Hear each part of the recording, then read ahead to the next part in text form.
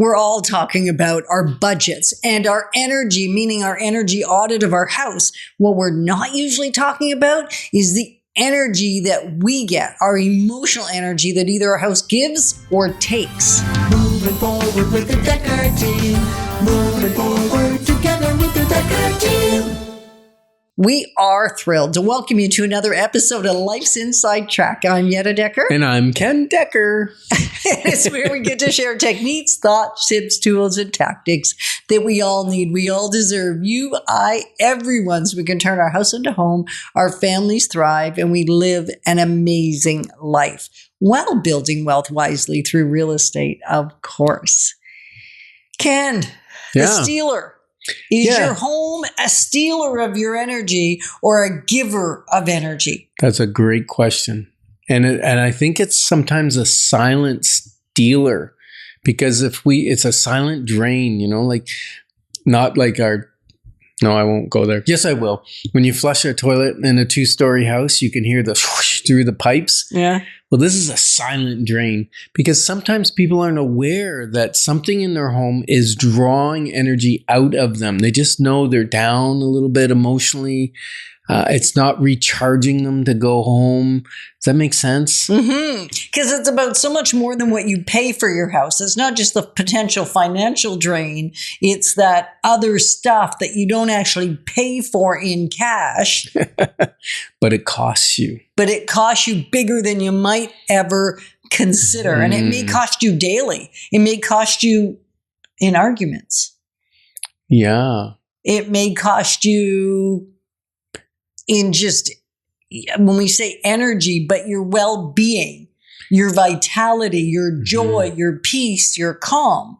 And we're going to talk a lot about all those things in this show. It's going to be a good one. I was piecing this one together and go, wow, this is amazing. Why are you shaking your head? No. Because it's almost depressing. I agree that's what we're going to talk about, yes. Thank you. And I find it kind of depressing, so that's why I'm shaking my head. Why do you find it depressing? Are you living some of that right now? Yeah. Ah, okay, so it's real. Yes. Here we are on the radio revealing the reality of our emotional YouTube, budgets. Right? Not just on YouTube radio, too. so you mean thousands of people are going to see us? Could. Oh, no.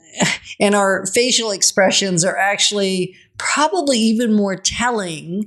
So if you're only listening on chri.ca or on a podcast, you might want to go over to the Dekker Team YouTube channel, because it's a little more revealing. And so we don't want the silent killers. The silent killer could be something as simple as the layout of your house means you don't have enough storage, or the setup of your house. And so there's clutter everywhere. You don't actually like clutter. It actually drains your energy, but there's nowhere to put stuff. Yeah. That could be one. No, you said the layout. And when you said layout, I was thinking like flow.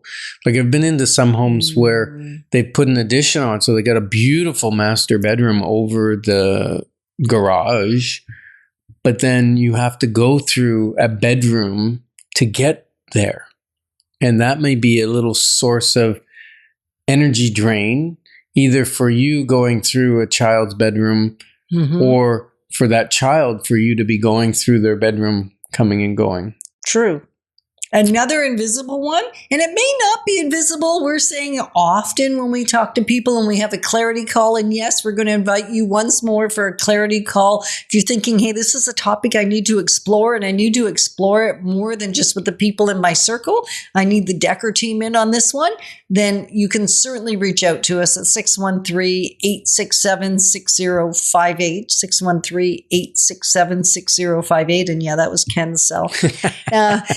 And another one is the commute, which may or may not be so invisible, but you may not know why you're in a bit of a bad mood. It may be taking a silent toll. That, you're arriving. It could be taking the toll on a spouse, because you're arriving late. They have to prepare dinner for the kids or whatever. And it could be you're missing out on family time because you're working late and then the commute's too long.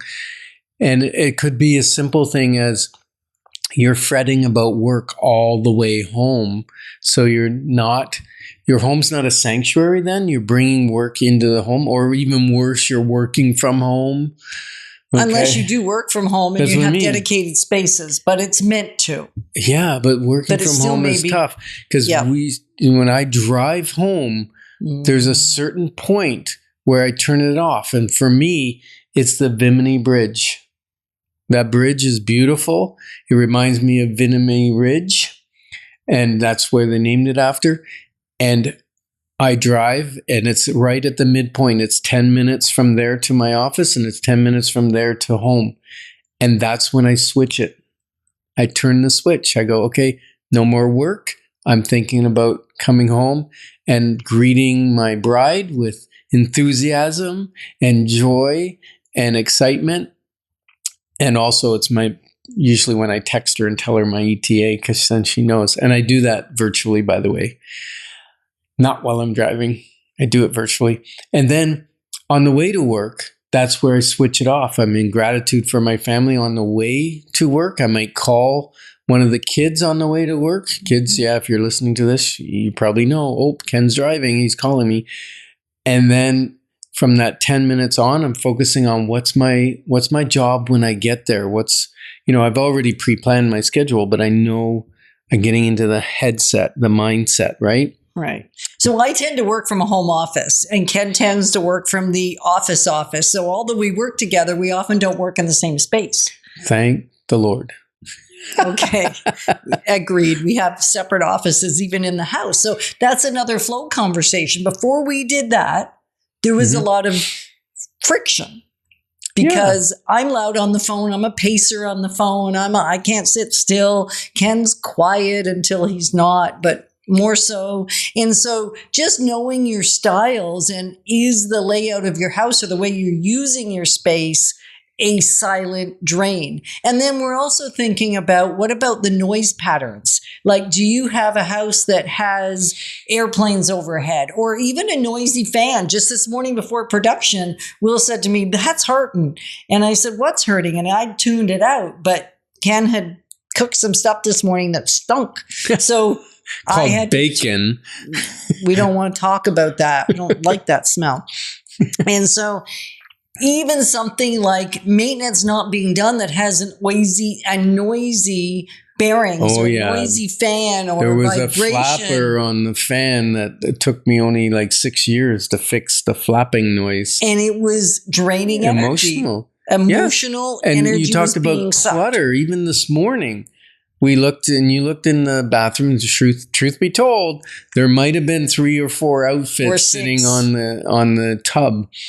And she said, "What's laundry and what's not?" And it took literally 30 seconds for me to fold what was clean and put the rest in the laundry. And it gave Yetta emotional energy when it was cleaned up. And I said to her, you've mentioned it once or twice to me, but probably you've thought of it 50 or 100 times. And she said, absolutely. So that's an energy drain. And then mismatch around the size of your house. That could be draining you, too big or too small. Mm-hmm. And mismatch around what you're able to maintain and what you're not able to maintain. Mm-hmm. Like, these are silent but deadly. Yeah. So take a minute and look at your home and decide what things are depleting me or what things are increasing my emotional energy. We're glad you joined us because we're positioning you to build wealth wisely, because it's about much more than just money. Moving forward with the Dekker team. Moving forward